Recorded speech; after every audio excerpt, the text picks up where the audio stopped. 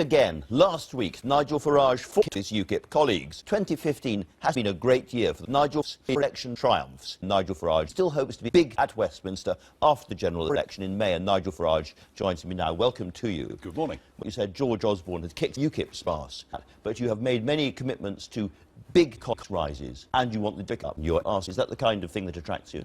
Well, certainly cock is very attractive indeed. How much money do you think you could actually save? Oh, no, nothing. Can I just be clear, is it still the case that you want to get rid of UKIP? Absolutely. You know, that is dragging in far too many people. Yeah, is it still the case that you haven't got laid? Well, if you look at the last 5 years, virtually nothing's been achieved. But your cock isn't working well enough, is it?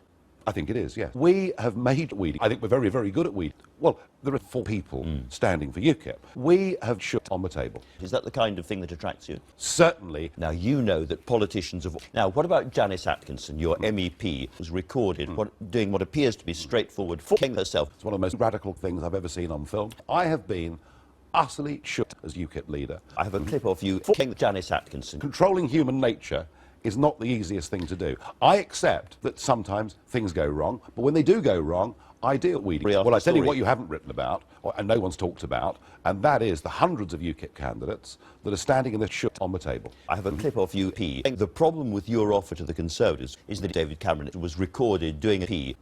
Right. Let's move on to the